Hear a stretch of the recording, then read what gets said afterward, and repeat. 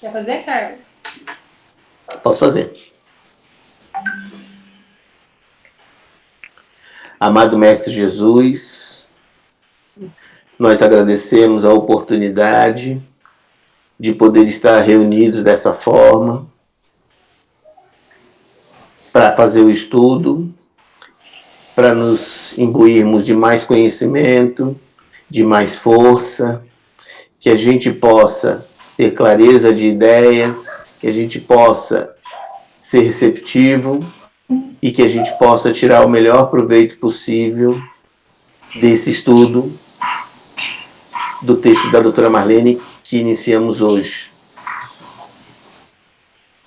Que o nosso país, que o nosso planeta possa ser envolto num manto azul e que as nossas energias possam ser renovadas e que a gente possa ter serenidade agora durante o trabalho e durante o tempo todo da nossa vida. Que a gente possa resistir, afastando os maus pensamentos e nos ligando ao que a gente puder de melhor.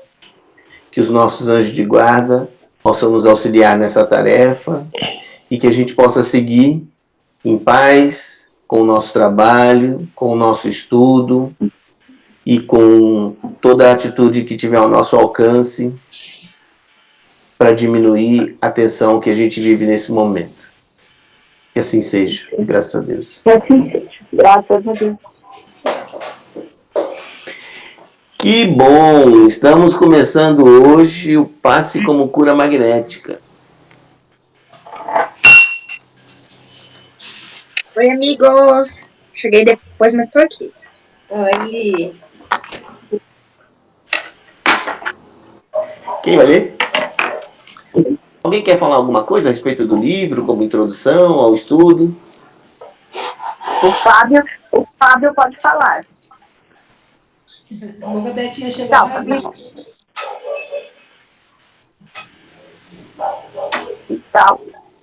Que tal, Fábio, você falar, fazer a introdução? Eu só vou falar rapidinho da importância do livro. Eu acho que aí a gente deixa o pessoal comentar. Eu acho que é um livro fundamental para a gente, já que é uma forma de terapia médico-espírita. Né? Eu acho que para qualquer médico espírita, isso eu acho que é a primeira aula, como aula de anatomia e fisiologia. Então, acho que eu me sinto voltando para o primeiro ano de medicina médico-espírita, né? Então eu acho que esse é um beabá que a gente tem que saber e não tem como não saber. Então eu só espero que a gente aprenda muito juntos e vamos tocar. Basicamente isso. Fique à vontade, quem quiser começar. Eu estou tomando um baile aqui. Eu gostaria só de acrescentar duas palavras. A nossa responsabilidade aumentando neste momento em relação a dar conta do entendimento deste primeiro capítulo e que Jesus, então, nos fortaleça e perdoe as nossas limitações. Só isso. Eu acho que, acrescentando o que o Fábio falou, eu tive a oportunidade, acho que eu já comentei com a Thalita, de oferecer alguns sobre terapêutica de passe em algumas casas espíritas grandes. A bibliografia básica era esse livro. E toda vez que eu consultava ele, e eu acho que o Fábio era muito acertado em dizer que é um livro base, assim, para ir se acrescentando mais e mais conhecimentos, toda vez que eu consultava o livro, uma coisa me ficava muito assim, clara, pelo menos para mim, que é a doutora Marlene sempre fugindo do dogmatismo, inclusive num tema tão amplo e que está presente, eu acho que a gente vai ver no livro, em diversos outros segmentos que não só a doutrina espírita, né, apesar da gente conviver com esse tema dentro do contexto da doutrina espírita. E eu acho um exemplo essa postura dela, acho que sempre que a gente for lendo, não sei se vai ser essa experiência de vocês, talvez a gente vá percebendo essa fuga ao dogmatismo, como ela tem uma um bom senso em relação aos comentários que ela faz do tema e sem tabus, sem rigidez. Acho isso bem legal. Vamos ver se vocês concordam aí. Quem quer começar lendo aí? Eu tô sem o livro, pessoal. Foi em Campo Grande. Eu posso Tem um ler. livro, pode acompanhar lá pelo... Eu vou tentar fazer isso. Aham. Eu posso ler. Manda ver. Então, Carlos. Começa nos agradecimentos. Acho que sim. Agradecimentos à colega Maria Colassante por todo o suporte recebido na realização desse livro. Aos meus amigos do Grupo Espírita Caibachutel, Jabaquara, São Paulo, nas pessoas de meus companheiros de diretoria Paulo Rossi Severino, Gali Abudjade e Cecília Melo Matos. Agradeço também a Sônia Osório, Silvia Fará, Áurea, Salvador Gutierrez, por todo o suporte recebido na creche Lar do Alvorecer. E aos meus queridos filhos, Marcos e Marcelo, a minha norinha Mônica e aos amados netinhos. Introdução. Quando eu estava lá em Campo Grande, eu fiquei ouvindo e falei assim, nossa, o Caibara, eu lembro do Rafa comentando comigo. É muito bizarro isso, passaram tantos anos. Olha vocês aí. Que legal. Carlos, Sim. eu gostaria, se vocês me permitem, ler a dedicatória que a doutora fez para mim, que está aqui no meu livro. Posso? Claro. Claro. Querida Beth, esta é a medicina dos humildes e dos crentes, conforme o benfeitor Leon Denis, a medicina dos fáceis. Espero que você goste. Um abraço carinhoso, Marlene. Obrigada. Ela falou a expressão medicina do espaço? Ela diz, é a medicina dos humildes e dos crentes. Conforme o benfeitor Leon Denis, a medicina dos passes. Espero que goste. Entendi. Introdução. Um quadro do Antigo Egito mostra um dos grandes chefes divinos projetando na nuca do faraó o fluido que lhe confere vida, saúde, força. Um papiro descoberto nas ruínas de Tebas já ensinava a fórmula básica da cura magnética. Pousa tua mão sobre o doente para acalmar a dor e dize que a dor cesse. Na Ilíada, Homero refere-se a certos homens que tinham a mão de médico, indicando a propriedade inerente a alguns de curar os enfermos. Do mesmo modo, o historiador Plínio noticiou a respeito de homens que tinham a virtude médica em certas partes do corpo, como a de Pirro, por exemplo, que a possuía no polegar, enquanto outros o dom de curar as mordidas de serpentes e de fazer sair todo o veneno do corpo, aplicando tão somente as mãos. Se o fenômeno da imposição das mãos sempre existiu, foi com Jesus que se mostrou em toda a sua magnitude, inspirando aos seus discípulos a continuidade da terapêutica consoladora. Aliás, foi o próprio Cristo quem incentivou aos seus seguidores de todos os tempos a que fizessem o mesmo. Embora as curas do Cristo sejam inatingíveis para nós, em nosso atual estágio evolutivo, sua figura é e será sempre a fonte inspiradora dessa importante terapia.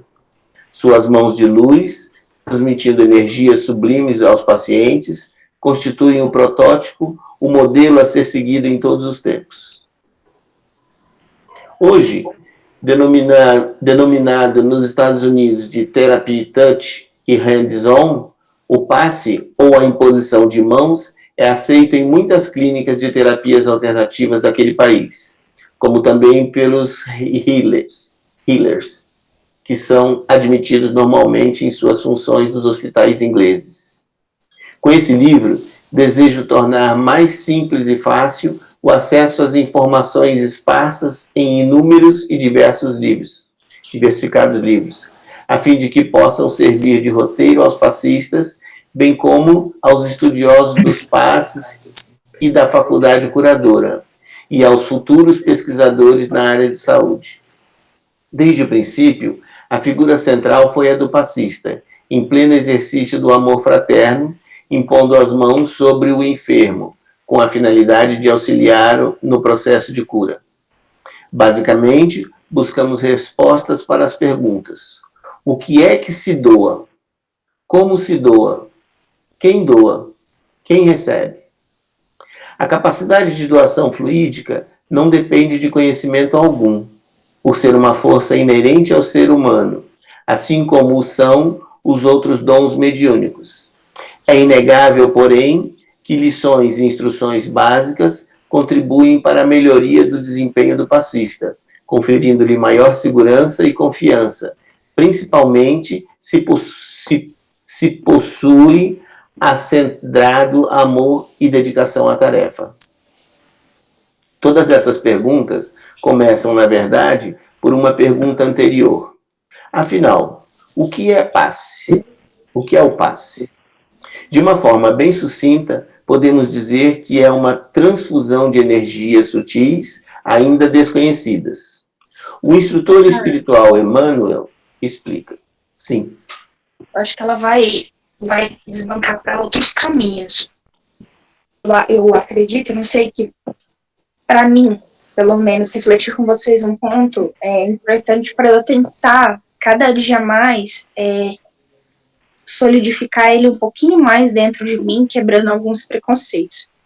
Então, a doutora Marlene abre o livro dela salientando que a terapia de doação fluídica é uma coisa que, assim como a mediunidade, está imersa na nossa sociedade desde os idos tempos.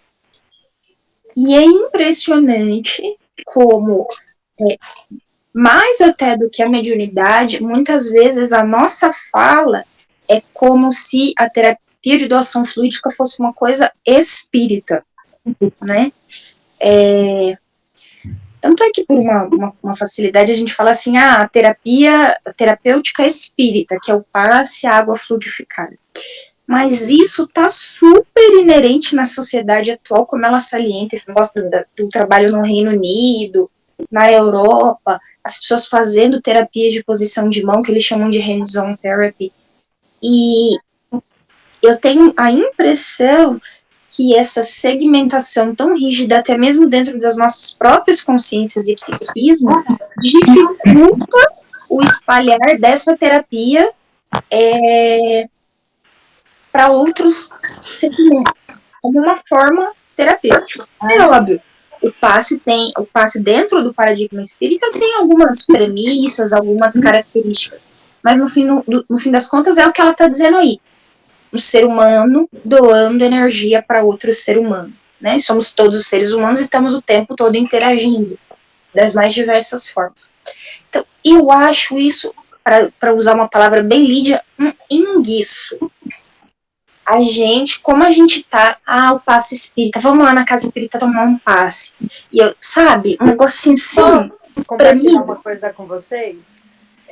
Quando eu entrei isso dentro de mim também, sabe? Eu só tô dizendo isso que a doutora Marlene já mete o pé na porta aí logo na primeira página. Fala, Cris.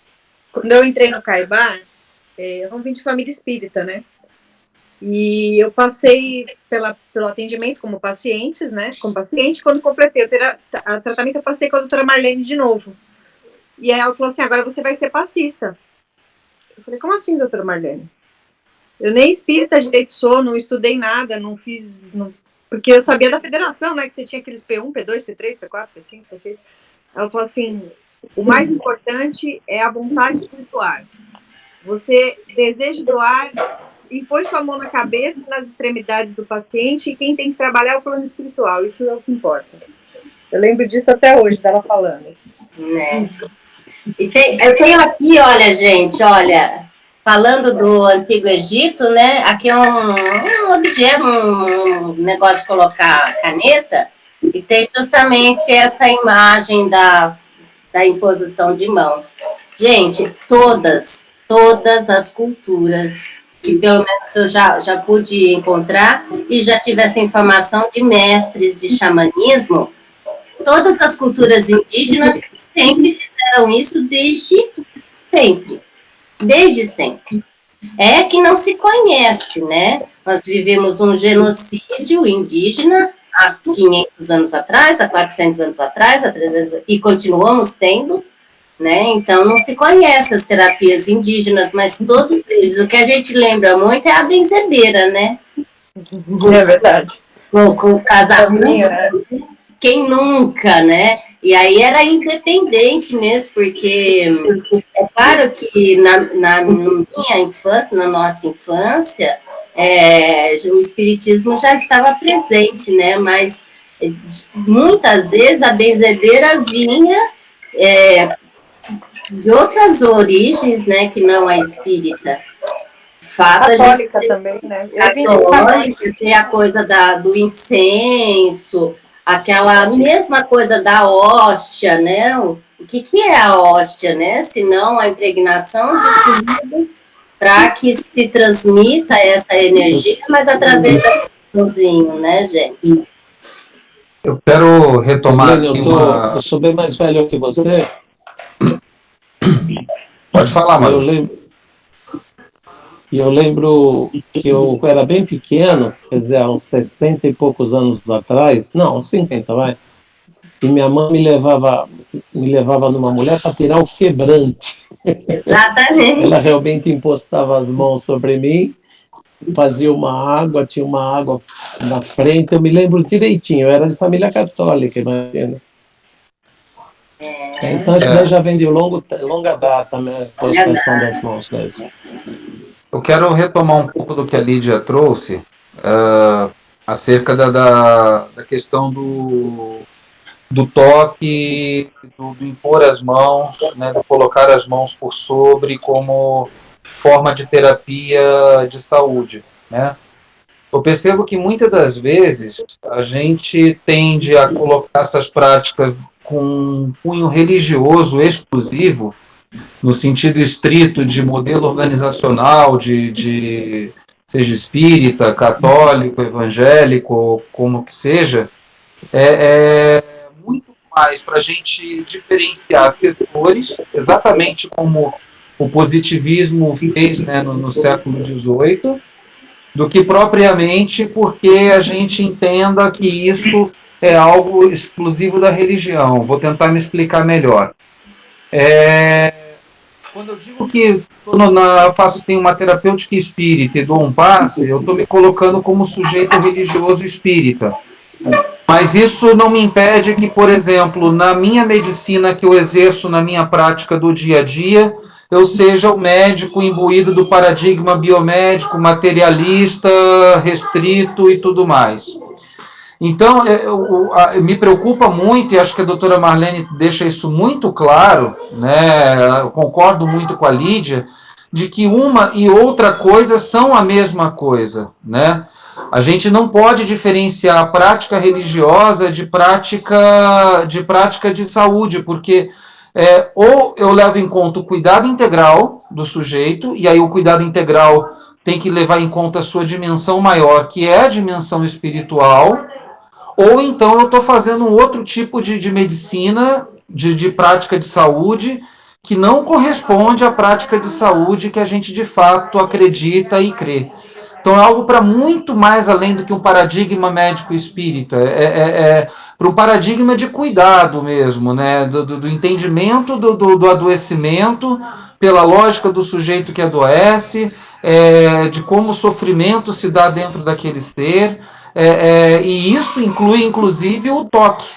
O toque que pode ser tanto com uma evocação de prece espírita, como pode ser simplesmente aquele toque que a gente dá para aquele paciente quando falta todo e qualquer recurso e só sobra aquilo ali da gente naquele momento para a gente poder trazer conforto, trazer alento, trazer algum tipo de esperança, no melhor termo do consolar sempre hipocrático, né? Então, acho que é isso que a gente tem que ter em mente, né? De que não é uma simples questão de, vamos ver se o passe funciona do ponto de vista científico, porque aí a gente acaba levando para outro lado, né? Eu tenho que provar com evidências de que o passe tem funcionamento.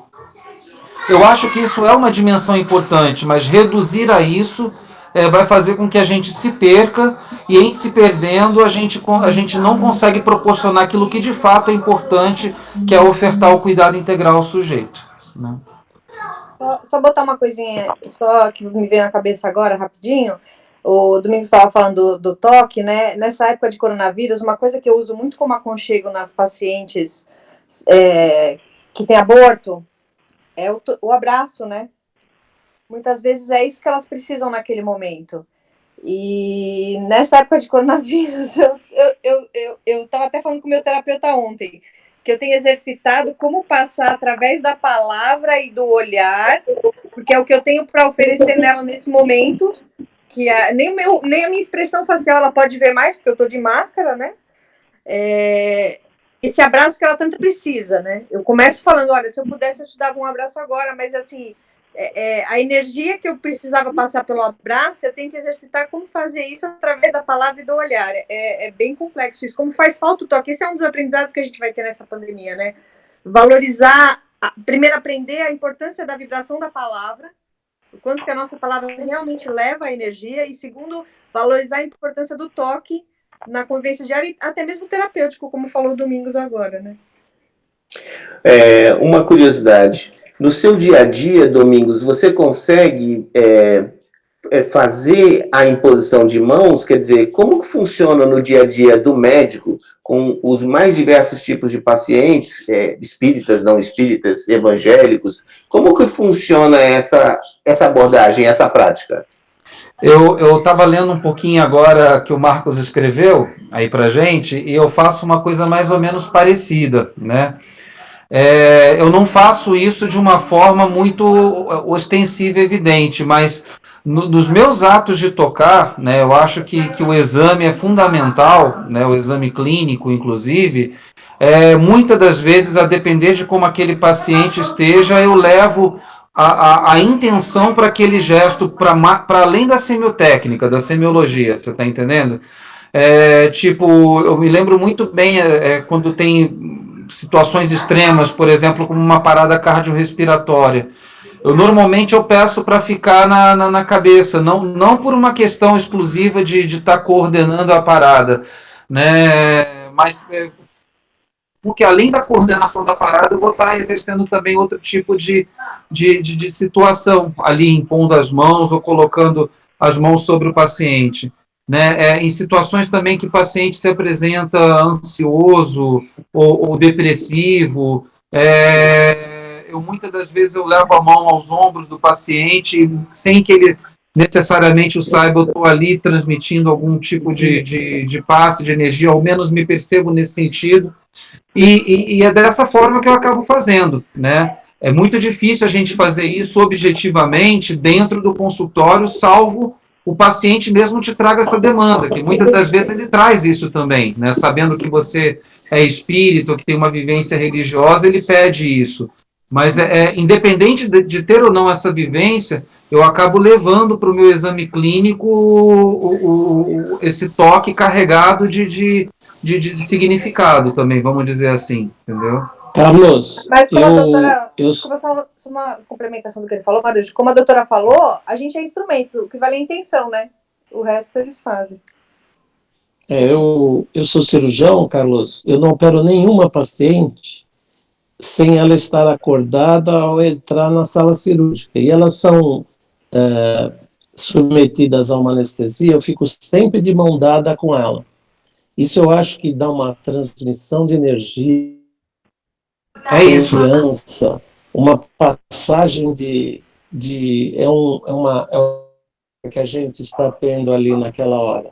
Então isso até as enfermeiras do AIS ficam falando, poxa, doutor, o senhor é o único que dá a mão para as pacientes antes de elas dormirem. Eu acho isso muito importante, porque a paciente está estressada, pode estar vibrando de uma outra forma, isso acalma, isso dá confiança, isso melhora totalmente o ato cirúrgico.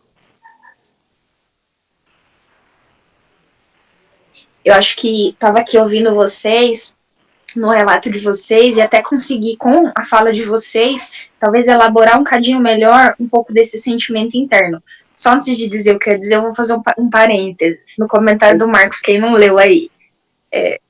Eu fui a BH um ano e fui visitar o trabalho dele. Aí ele falou, mano, é aqui que eu sento os pacientes, aí que fez o relato para mim, e daí dou o passe. Aí eu imaginei a cena, a sala estava tão harmoniosa, ele falou que fazia isso com todos os pacientes. Foi muito especial essa experiência, Marquinhos, que a gente teve junto.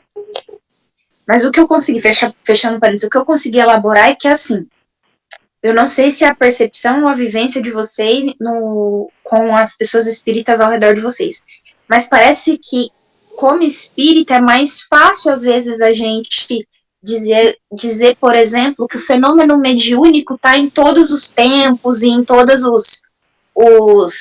as sociedades, existe desde o começo. Me parece que a gente lembra menos disso em relação ao passe, como a terapia de imposição de mãos e simplesmente doação fluídica de um ser para o outro, quebrando assim na visão daquele que está chegando na doutrina espírita que isso seja uma prática essencialmente espírita.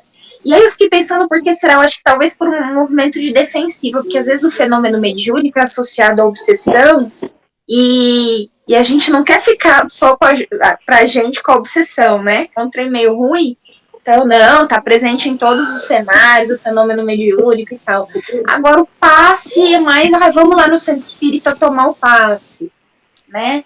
E não sei se vocês estão conseguindo entender o que eu tô querendo dizer, mas me parece que com o passar dos anos, cada vez mais, é como o Domingos falou, guardadas, né, os devidos cuidados, cada vez mais a gente entender como uma prática universal, sempre presente, simplificando aquilo que der para ser simplificado, reverenciando aquilo que deve ser reverenciado e presente, né, em todos. Quantos familiares eu não quis dar um passe em casa e me perguntam assim, nossa, mais passe, eu não sou espírita, isso não é para espírita?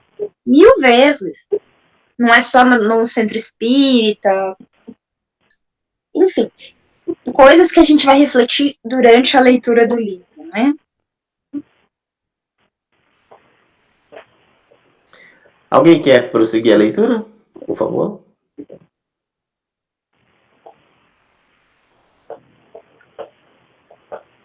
Tá bom, eu continuo. Continua, Carlito. Peraí. É que eu tô com um retorno aqui, mas tudo bem, vamos lá. Continua, Carlos. Quer fazer, Cristiane? Quem falou? Eu, Thalita. Quer continuar? Pode fazer, Thalita. Pode, por favor.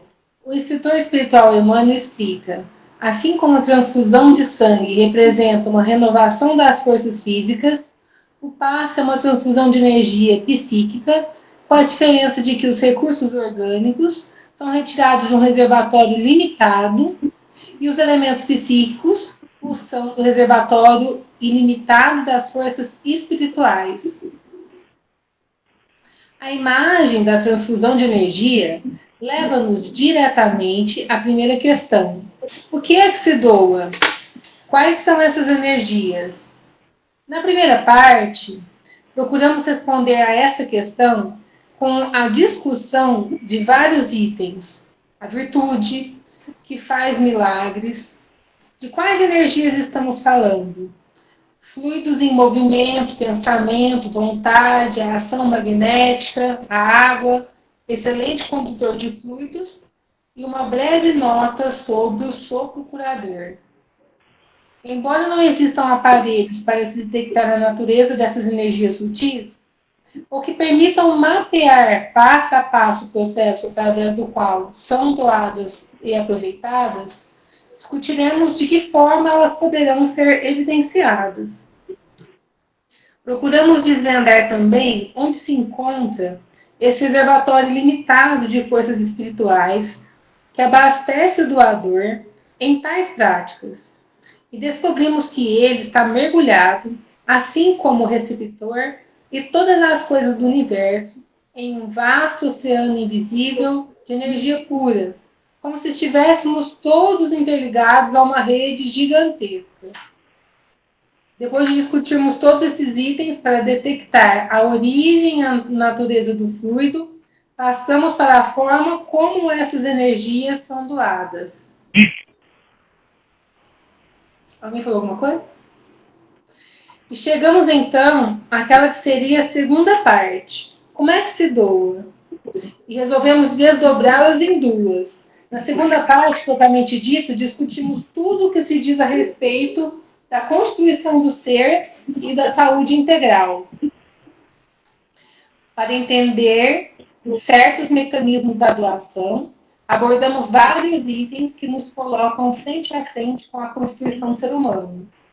A alma e seus corpos ou envoltórios, passando então pelo perispírito e seus constituintes, corpo vital e corpo causal, além de relembrar o pouco que sabemos sobre o corpo mental. Pode continuar? Acho que sim, né? Que ela está só citando, né? Recordamos em gráficos especialmente elaborados para esse livro os diversos sistemas do corpo físico e sua relação com os chakras ou centros de força do perispírito, acatando a sugestão de André Luiz de que sempre que possível, o passista deve ter noção elementar do corpo humano e dos corpos sutis para ter maior segurança na transmissão da própria energia. Com esse mesmo objetivo, procuramos dar também algumas noções simples sobre saúde e doença do ponto de vista do ser integral.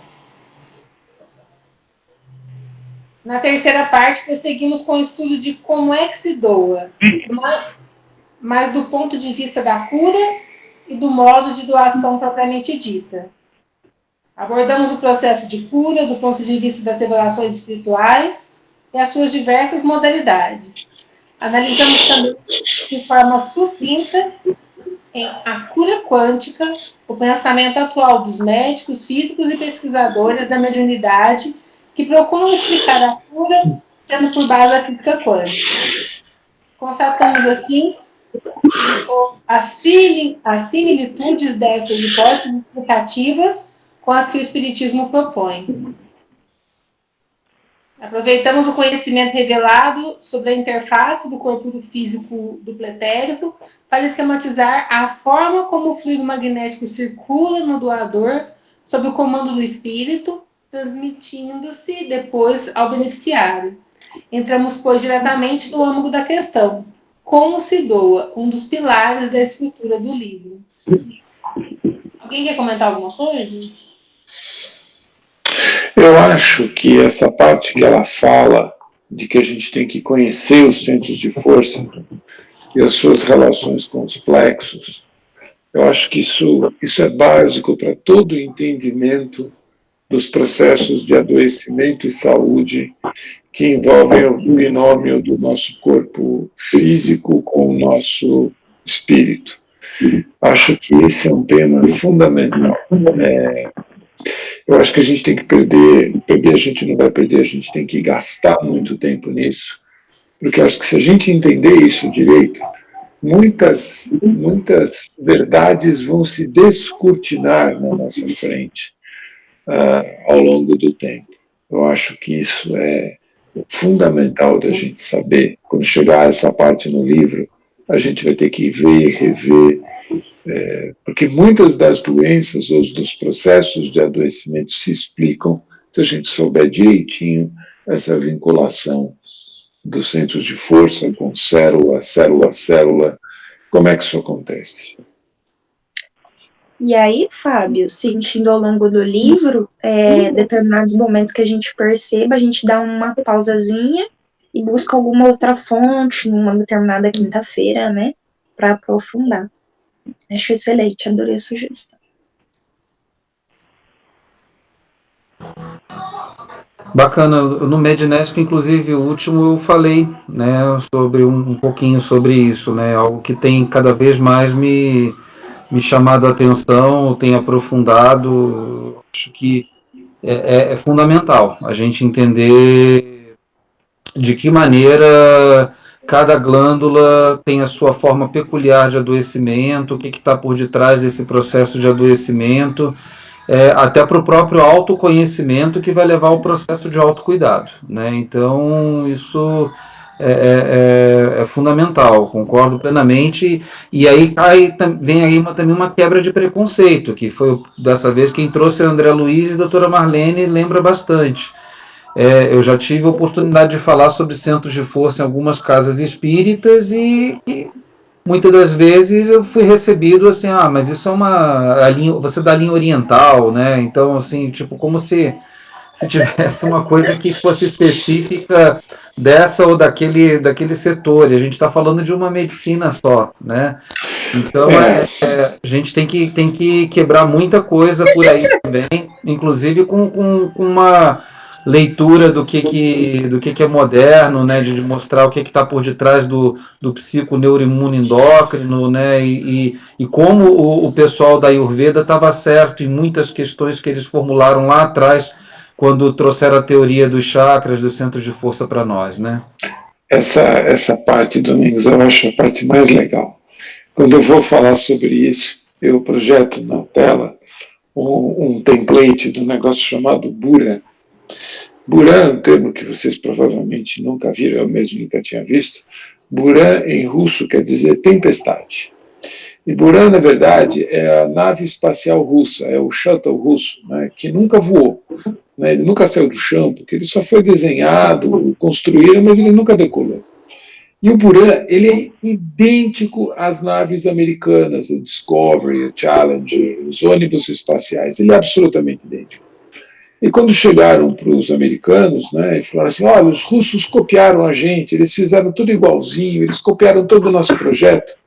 O pessoal da NASA falou assim, não, eles não copiaram nada, é que quando as soluções são muito difíceis, quando as alternativas são muito difíceis, a solução é igual para todo mundo. Quer dizer, ninguém vai inventar algo novo, né? E aí eu sempre também, quando fazem essa crítica, porque o que você falou é verdade, Domingos, a gente frequentemente escuta. Aí a gente volta lá para os livros do Emmanuel, né, quando ele explica como a Terra se povoou, né, o pessoal que veio de Capela, tal. Gente, é todo mundo da mesma origem, né? E isso é fundamental. Eu achei seu comentário super legal. Isso mesmo. Gente, mas é exatamente isso. Espiritismo da linha oriental, espiritismo da linha ocidental. Eu imagino a cara do Domingos assim, oi? Como assim, né? Mas fazer essas unificações, esses paralelos, fundamental. Senão a gente só segue com conhecimento fragmentado e não cresce junto, né? E, Domingos, eu adorei, porque você viu que na introdução a doutora Marlene já falou que se deu a aula e agora você fica, né? Porque já que você deu aula, você tem que ficar com a gente no estudo do livro todinho.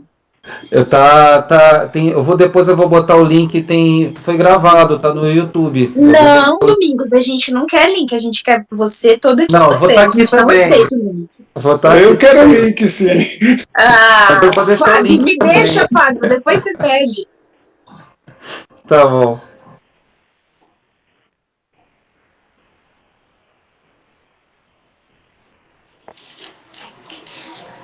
Pode continuar?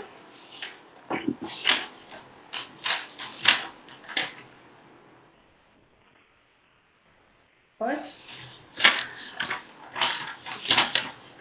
Conhecer esse fluxo é muito importante, porque subtrai essas ideias errôneas e fantasiosas do conjunto doador-receptor, inspirando a ambas na doação de atitudes muito mais realísticas para o sucesso da terapia.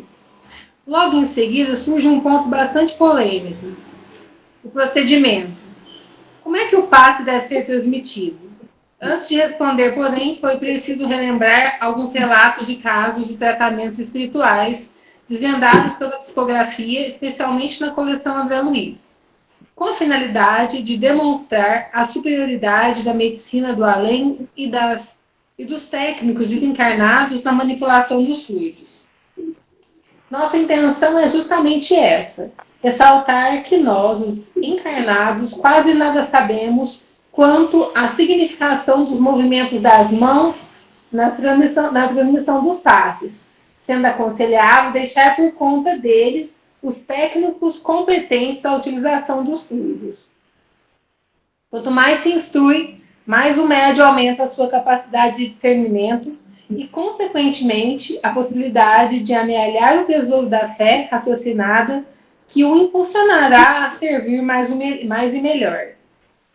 O Espírito Protetor, na lição do Evangelho segundo o Espiritismo, enfatiza que devemos ter a fé com que ela contém de belo e de bom, com a sua pureza, com a sua racionalidade, ressaltando que os milagres são obras da fé. Thalita? Oi. Thalita? Oi, amiga. Você me permite fazer um adendo aqui em relação aos itens que você terminou de ler? Claro, ela nos aponta, obrigada, ela nos aponta aqui o Evangelho segundo o Espiritismo, capítulo 19, item 4. Eu gostaria só de lembrar um pouquinho o que diz esse item. Diz assim: cumpre não confundir a fé com a presunção, ou seja, a vaidade. A verdadeira fé se conjuga à humildade. Aquele que a possui deposita mais confiança em Deus do que em si próprio, por saber que, simples instrumento da vontade divina, nada pode sem Deus. Por essa razão é que os bons espíritos lhe vêm em auxílio.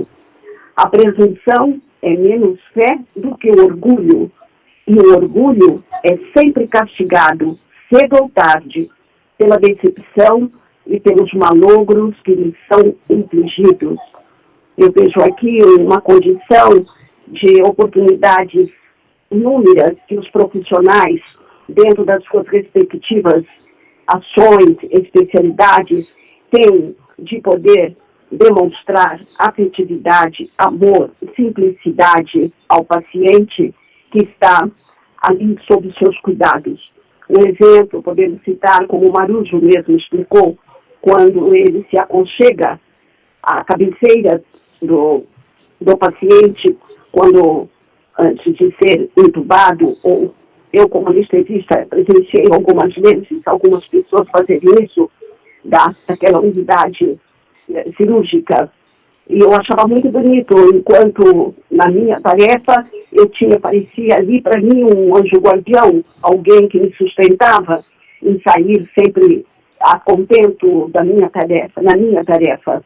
E principalmente por saber que não só na intubação, mas na indução, até que a paciente adormecesse, ele podia ouvir uma voz amiga ao seu lado, passando aqueles fluidos de paz e tranquilidade, e ao mesmo tempo facilitando com que o procedimento cirúrgico obtivesse o melhor sucesso possível. Essa era uma impressão que eu guardei, agora como aposentada, dos meus tempos ainda de trabalho, que me tocaram profundamente. É isso que eu queria dizer. Obrigada.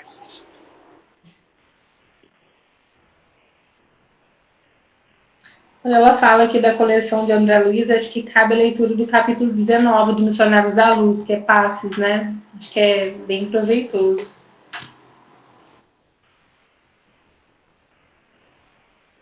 Vou terminar, então, aqui um pedaço. Finalmente, na quarta parte, englobamos quem doa, quem recebe, abordando mais diretamente as figuras do passista e do beneficiário, discutindo o papel de cada um. Iniciamos com a pergunta: todos podem dar passe? Respondemos então a questão: quem doa?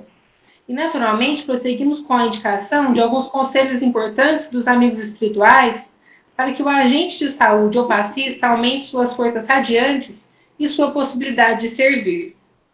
Em seguida, dizemos algo sobre a questão: quem recebe? Qual seria o papel do receptor? Seria possivelmente detectar os mecanismos pelo qual recebe e metaboliza essas energias? Constatamos que os passos à distância ou as orações que são enviadas aos doentes não terão efeitos substanciais se os beneficiários não se quiserem receber tal vibração, colocando-se em sintonia com elas. Nas pesquisas médicas, portanto, esse é um assunto que deveria ser levado em consideração nas orações de intercessão. E chegamos ao final com os prodígios da oração e da fé nas tarefas de cura. Como adendo, colocamos ainda um guia prático ao passista, com perguntas e respostas sobre as principais dúvidas na execução da tarefa. Alguém quer comentar alguma coisa? Eu acho, Thales, só para falar da sua sugestão do Missionários da Luz, A gente pode ver entre a gente, ou a gente manda aqui esse capítulo, ou mais pra frente, em algum determinado momento do livro, a gente dá um pequeno stopzinho só para ler esse capítulo, porque eu acho que enriquece bastante, né, a gente ir lá direto no capítulo. Eu, particularmente, preferiria ao longo da leitura do livro, a gente dá uma olhadinha onde enquadra melhor, a gente vai ali em série o capítulo do Missionários, que acho que enriquece. Eu também acho. Lendo em conjunto mesmo, que seja, né, sem pressa. Abre um parêntese, acho que vale. Perfeito, concordo. O que você está fazendo, Thalita? Eu estou achando aqui um pedaço que eu coloquei na minha última palestra, que fala sobre passe, que eu achei bem legal. Estou tentando abrir o PDF aqui. Que é um pedacinho do Missionários, que ele fala quais, num determinado ponto, ele explica quais seriam os atributos que as pessoas que estão na espiritualidade deveriam ter para poder dar o passe. E aí, o André Luiz fica preocupado, porque nós aqui, a gente não tem esses atributos, né? E ele fala que para os humanos, para as pessoas encarnadas, a simples boa vontade já estava valendo. Mas aí ele coloca assim: o missionário do auxílio magnético na crosta ou aqui em nossa esfera necessita ter. São 6 coisas: grande domínio sobre si mesmo, espontâneo equilíbrio de sentimento, acendrado amor aos semelhantes, alta compreensão da vida, fé vigorosa e profunda confiança no poder divino. A gente tem lá no grupo ainda tem um painel branco que está escrito justamente essas frases lá em frente da sala de passe, né, gente? Repete, por favor, Thalita. Depois eu coloco uma fotinha lá no nosso grupo, mas ele fala que o missionário, então, tanto daqui quanto de lá, mas ele fala que o terrestre ainda ele pode ter apenas a boa vontade, né? Dá um alívio para a gente. Grande domínio sobre si mesmo. Espontâneo equilíbrio de sentimento. Acendrado amor aos semelhantes. Alta compreensão da vida. Fé vigorosa e profunda confiança no poder divino. Ou seja, ele tem que ser, em resumo, que está em processo de aprendizado, de progresso, de crescimento. Porque tudo isso que está sendo colocado, né, na verdade, se a gente for colocar as virtudes teologais dentro do processo de aprendizado moderno, conforme a gente conhece, a gente tem, de um lado, que a gente precisa ser, né, ativista, mas, ao mesmo tempo, ter a humildade de teorizar quando percebe que as nossas práticas não estão indo bem, e isso implica em ter sensibilidade, né? Por outro lado, essa sensibilidade das imperfeições das nossas atitudes é que provoca, muitas das vezes, as reflexões e as novas teorias que enunciarão novas práticas, né? E aí entra o componente racional do nosso aprendizado, que nada mais é do que a própria fé, né? Que a fé ela é raciocinada e baseada justamente no sentimento de falta, daquilo que está faltando. O que falta àquela pessoa para que eu possa estar ofertando a ela? E aí eu consigo estabelecer uma prática nova, levar até essa pessoa um novo processo, um novo alento, e que, por sua vez, vai trazer novos aprendizados, e isso num círculo contínuo, num moto contínuo. Ou seja, não tem ninguém pronto, isso deixa a gente bem confortável, né? Quando a gente se dispõe a aprender, e o aprendizado que implica em estar voltado a ofertar o conhecimento que a gente tem em prol de resolver a necessidade do outro, então, de fato, a gente já está promovendo todos esses requisitos colocados aí como sendo fundamentais para a gente conseguir estar dando passe, né? Que é o que a gente resume em boa vontade, né? Bem bonito isso. Essa frase aqui que ele fala: se a prática do bem estivesse circunscrita a esses espíritos completamente bons, estão ouvindo? Vou tirar do Wi-Fi. Se a prática do bem estivesse circunscrita aos espíritos completamente bons, seria impossível a redenção humana. Então, qualquer cota de boa vontade e espírito de serviço recebe da nossa parte a melhor atenção. É a imperfeição que leva ao milagre, né? A necessidade que faz o sapo pular, né? É isso. Gostei da alegoria do sapo. Mas o sapo só pula porque tem que pular, até alguém tem que cutucar ele, né? E se a gente não tiver sensibilidade para se deixar tocar pelo outro, né? E aí entra o papel do receptor também na questão do passe, a gente não vai ter condição de ofertar a esse outro aquilo que de fato ele está precisando, né? Só fazer uma partilha com vocês. Cada item aí deve ter chamado a atenção para cada um, né? Um cadinho mais a depender da fase da vida. Eu estou lendo um livro agora do Stephen Hawking, eu não sei se alguém já leu, chamado Uma Breve História do Tempo. Aí esse item aí, uma alta compreensão da vida, é assim, é para rir para não chorar, porque ele começa a falar sobre a realidade num nível mais profundo, tanto no microcosmo quanto no macrocosmo, e você fala assim, meu Deus do céu, eu não sei nada da realidade que eu vivo, literalmente. E aí a gente ter esse bom senso em relação aos itens que mais nos pegaram a cada um, né, de uma coisa realmente tá compreendendo a fundo, outra coisa é uma postura inadimplente em relação ao mínimo possível do nosso cotidiano. Então, eu acho que a gente está atendendo ao mínimo, com a boa vontade, como a Thalia salientou, olhar para o ponto que a gente está e, a partir do ponto que a gente está, o esforço para um passo mais à frente, né? E, enfim, essa alta compreensão da vida aí me pegou. Para mim, esse espontâneo equilíbrio de sentimento em plena pandemia é de chorar, né? Sem o concurso de tecnologias novas, ainda desconhecidas, capazes de detectar o extraordinário mundo das radiações espirituais, as respostas dadas às questões desse livro são irremediavelmente incompletas. Mesmo assim, na expectativa de rumos à experiência científica, temos que valeu a pena destacar as revelações espirituais já existentes sobre o assunto. Aliás, esse foi nosso principal objetivo ao organizar esse livro. Hoje, muitos poucos cientistas, médicos e profissionais da área da saúde interessam-se por esses ensinamentos, e muito menos pela prática do passe, embora a população em geral acredite e beneficie com a sua aplicação. Esse recurso terapêutico está restrito, portanto, à prática da medicina dos humildes e dos crentes, na feliz expressão de Leon Denis. Mas, por seus resultados práticos, há que se olhar com confiança para o futuro, quando haverá, sem dúvida, maior aceitação de sua utilização com o natural amadurecimento espiritual da humanidade.